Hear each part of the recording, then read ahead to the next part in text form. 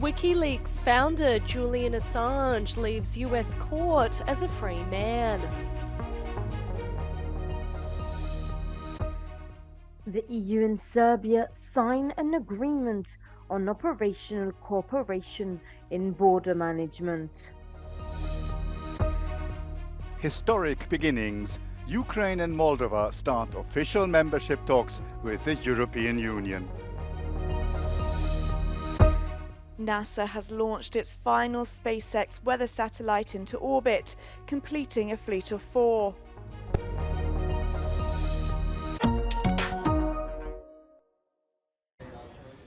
Julian Assange is now a free man. The WikiLeaks founder pleaded guilty to one US espionage charge in exchange for his freedom. The 52-year-old Australian editor who gained prominence for publishing classified US Army documents 2 decades ago left a US federal court in Saipan, Mariana Islands after striking the deal. He faced 175 years in prison for publishing evidence of war crimes, human rights abuse and US wrongdoing around the world. Today he pleaded guilty to an offence for having published information in the public interest, for which he's won journalism awards the world over and been nominated for the Nobel Peace Prize every year for the past decade. This sets a dangerous precedent. Australian Prime Minister Anthony Albanese welcomed Assange's arrival from Parliament. Mr Assange has since boarded a flight to Australia and will land in Australia later today. Now, regardless of your views about his activities, and they will be varied, Mr Assange's case has dragged on for too long. I've said repeatedly that there was nothing to be gained by his continued incarceration. The internet publisher's guilty plea meant he was allowed to return to Australia without time served. The felony is accompanied by a 5-year jail sentence. Incarceration Assange avoided as he was jailed for half a decade in London. As the press freedom advocate's plane taxied from the South Pacific back to his native Australia, it puts the legal saga spanning continents, international politics and health episodes to rest. At least 5 people have been killed in protests against a bill to raise taxes in Kenya. Police fired on demonstrators trying to storm parliament. After the incident, the Kenyan president, William Ruto, said security was his utmost priority. The protest follows simmering frustrations in the country over the high cost of living. Thank you, Deputy Prime Minister. A decade after Russia seized the Crimean Peninsula and attacked the eastern region of Donbass, the European Union has launched membership talks with their neighbour, Ukraine. The EU's presidency spokesperson said accession will be demanding, but there will be support every step of the way. Together, we can build a stronger, more secure and prosperous Europe for all. Now, let's all get to work to make it happen. Let's be fair and honest. The road will be long and we will not always be an easy one. We know that we have a lot of work ahead on us. Member States will decide when Ukraine fulfills the conditions to move ahead based on objective progress, but with unwavering determination. We are confident Ukraine can make it. We will be supporting you on every step of the way. You are not alone. We are with you. Welcome to this press conference. Just a few hours later, Moldova also launched its membership talks. Republic of Moldova. There is no doubt that Moldova is an integral part of Europe with a shared history, a shared heritage and a shared culture. It's a major milestone on their European paths, but the talks could take years to conclude. The European Union and Serbia signed an agreement on operational cooperation in border management with the European Border and Coast Guard Agency Frontex. They agreed to start deploying guards across the country's borders, and not just those with EU members, in a bid to control and prevent illegal migration and cross-border crime. Ovo je drugi sporazum ove vrste koji potpisujemo sa Frontexom i zahvaljujući njemu policijske snage Frontexa biće raspoređene ne samo na državne granice sa Bugarskom i Mađarskom u okviru operacije Srbija kopno, već i na državne granice Srbije sa trećim zemljama. Ovo će značajno doprineti našoj zajedničkoj borbi protiv prekograničnog kriminala i irregularnih migracija. Serbia is also part of the Balkan route, which also runs via Turkey, Bulgaria and North Macedonia. A route thousands of people from the Middle East, Afghanistan, Pakistan and North Africa use annually to reach wealthy Western countries.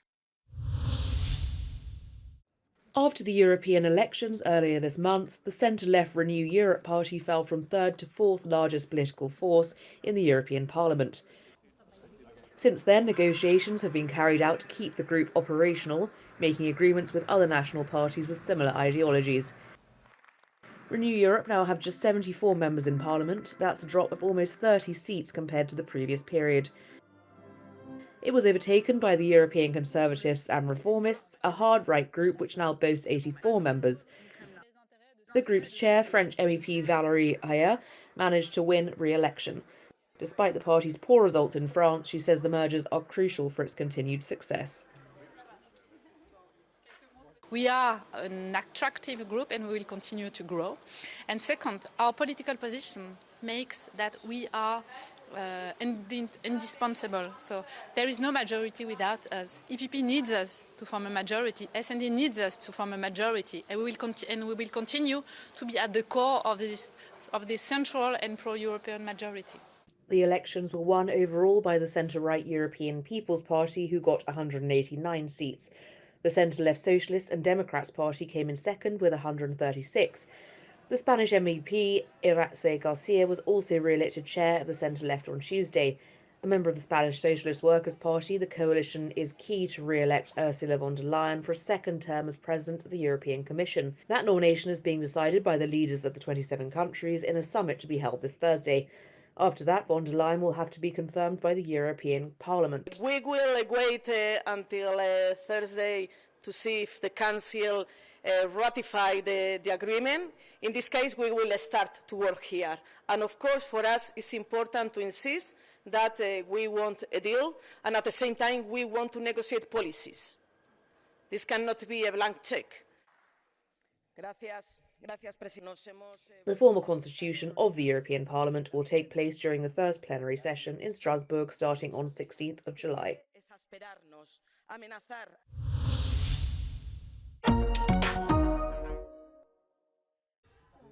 The Danish government and several children's organizations are joining forces in a new alliance against social media platforms. According to the Prime Minister, the alliance was created to take the child's side fully against the tech giants. Vi er op imod nogle meget store, stærke tech-giganter, som jo indtil nu ikke har valgt at leve op til deres ansvar i forhold til børn. Schmidt Nielsen says real age verification is needed. Der er behov for reel aldersverificering. Der er behov for krav til alderssvarende indhold. Altså det kan ikke nytte noget, at 12-årige børn ser på indhold, som ikke engang voksne skal se på. Der er behov for, at man kan få fat i en voksen. The alliance will be anchored in the Ministry of Business. Selvfølgelig er det sådan lidt afstressende nogle gange lige at se lidt, men sådan, det kan også godt tage overhånd. Jeg har en dag, hvor jeg har brugt 11 timer på min telefon, og cirka 9 timer af dem var blevet brugt på TikTok. US Space Agency NASA has launched its final SpaceX weather satellite into orbit, completing a fleet of 4 at the heart of an $11 billion upgrade to the nation's forecasting infrastructure. The GOESU satellite took off from the Kennedy Space Center in Florida on Tuesday afternoon, although its launch was delayed by the threat of storms. The new satellite will provide continuous real-time coverage of weather and dangerous environmental conditions, including hurricanes, across much of the Western Hemisphere. Austria reached an astonishing first place in Group C after beating the Netherlands 3-2. The Dutch managed to equalize twice, but finally failed to level Austria's 80th minute winner by Marcel Sabitzer. France were held to a disappointing 1-1 draw by a proud Poland and finished the group second behind Austria. Mbappe's penalty kick wasn't enough to secure the 3 points, as Les Bleus still haven't managed to score an open play goal in the whole tournament. France go to the next round as the runner-up, while the Netherlands are qualified as one of the best third-placed teams. Group C games were far less eventful, with 2 goalless draws. A 0-0 against Slovenia was enough for already qualified England to keep the top spot. The result, however, was way more important to Slovenia, as they achieved their first historic qualification. Denmark tied 0-0 as well against Serbia to retain the second place and advanced to the knockouts too.